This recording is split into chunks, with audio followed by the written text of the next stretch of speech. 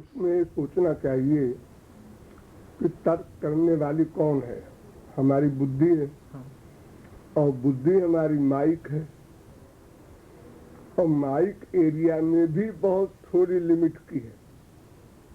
संसार में हमसे भी बड़े बड़े बुद्धिमान हैं माइक एरिया में, और फिर अगर माइक एरिया की सबसे बड़ी बुद्धि किसी की हो तो भी ईश्वरीय एरिया में वो निरर्थक है। वहाँ का कानून अलग है, यहाँ का अलग है।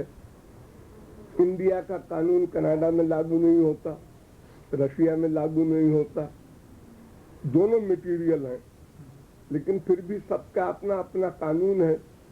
तो वैसे ही ईश्वरीय जगत में किस लेवल पर क्या फीलिंग होती है, फिर और ऊंची लेवल पर क्या फीलिंग होती है, क्या अवस्था हो जाती है मनुष्य की, एक्सपीरियंस नहीं अभी। इसलिए वेद कहता है कि तुमको पहले विश्वास करना चाहिए।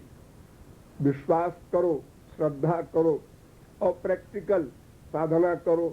तो जो जो साधना होती जाएगी, जो तो जैसे एक आंख में मोतियाबिंद किसी को पैदाइशी हो जाए, अब वो कुछ नहीं देखता, उसको कहा जा रहा है कि भाई देखो पेड़ भी होते हैं, ऐसे यही भी होता है, वो भी होता है। वो कहता है क्या बक रहा है, पेड़ होता है, ऐसा होता है वैसा। तो पैदाइशी मोतियाबिंद का मरीज है। अब जब उसका ऑपरेशन होता है और वो देखता है, हाँ वो ठीक कह रहा था, पेड़ भी होता है, नदी भी होती है, सब होता है। तो उसी प्रकार अनुभव होने पर तत्व ज्ञान अपने आप होगा, वो पक्का होगा। लेकिन उसके पहले हमको पक्का विश्वास करना पड़ेगा। जैसे साइंस में हम करते हैं, साइंस में बच्चे पढ़ते हैं, जब कोई एक्सपेरिमेंट करते हैं तो पहले वालों का मान लेते हैं। हमसे पहले बड़े बड़े साइंटिस्ट हुए हैं, वो कहते हैं ये मिलाओ तो ये बन जाएगा, तो उसी प्रकार चलते हैं। अब वो पहले ही तर्क करें कि ये क्या सबूत है, कैसा हो जाएगा।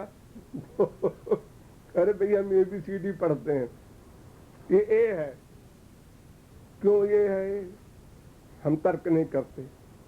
इसकी शक्ल ऐसी क्यों है, हम ऐसा क्वेश्चन नहीं करते। और अगर करेंगे तो लोग कहेंगे ये कभी नहीं पढ़ सकता। अब देखो इंग्लिश भाषा में हजारों साइलेंट है, लिखो बोलो मत। अरे क्या बेवकूफी है, बेवकूफी मत बोलो, ये भाषा है। जब संसार में हम हर जगह मानते हैं, विश्वास करते हैं, और फिर उसके बाद आगे जाके अनुभव हो जाता है, लेकिन उसी कक्षा में आगे की कक्षा का अनुभव नहीं हो सकता, सीधी सी बात। इसलिए तर्क वितर्क संसार में खूब हो, वहां धोखा है, इसलिए धोखे में नहीं आना है, इसलिए तर्क वितर्क जरूरी है। ये कहता है कि मैं आपकी हेल्प करूंगा, और महाराज जी ने समझाया था कोई किसी की हेल्प नहीं कर सकता है, उसका कुछ स्वार्थ है छुपा हुआ, होशियार रहो इससे। ये ठगेगा हमको।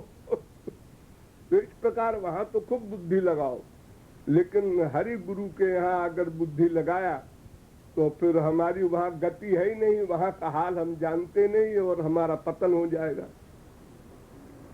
इसलिए तर्क वितर्क को सरेंडर कर देना चाहिए, छोड़ देना चाहिए प्रारंभ में ही, वरना साधन ही नहीं प्रारंभ होगी। फल तो बाद में मिलेगा, अनुभव बाद में होगा। पहले थियरी को मानो, प्रैक्टिकल अमल करो, तब प्रैक्टिकल एक्सपीरियंस होगा। ये लिंक है उसकी। जब थियरी नहीं मानेगा करेक्ट तो प्रैक्टिकल सही नहीं हो सकेगा, और प्रैक्टिकल नहीं होगा तो एक्सपीरियंस नहीं होगा।